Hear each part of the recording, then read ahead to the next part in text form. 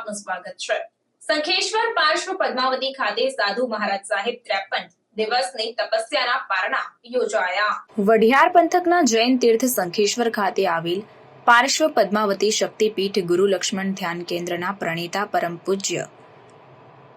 લેખેન્દ્ર શેખર સુરીજી મહારાજ સાહેબના શિષ્ય રત્ન તપસ્વી મુનિ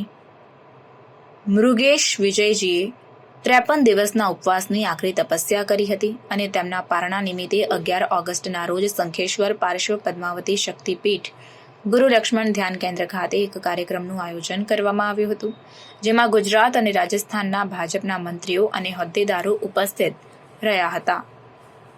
સાથે જ તડામાર તૈયારીઓ પણ કરવામાં આવી।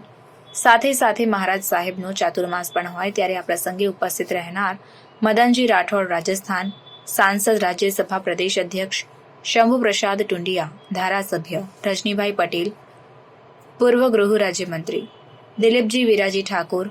पीके परमार पाटड़ी धारासभ्य, ओम प्रकाशजी सकला मध्य प्रदेश धारासभ्य, हार्दिक पटेल विरमगाम धारासभ्य, किशनभाई कड़ी धारासभ्य, वर्षाबेन दोशी, दशरथजी ठाकुर पाटण जिला प्रमुख, ऋषिकेशभाई पटेल प्रवक्ता, भरतभाई आर्य बोटाद प्रभारी, धर्मेशभाई पटेल, દિલીપભાઈ પટેલ, રાજેશભાઈ પૂર્વ મંત્રી મધ્યપ્રદેશની ઉપસ્થિતિમાં ધામધૂમથી સાધુ મહારાજ સાહેબનો પ્રાર્થના પ્રસંગ યોજાશે તેમ લેખેન્દ્ર શેખર સુરીજીએ જણાવ્યું હતું।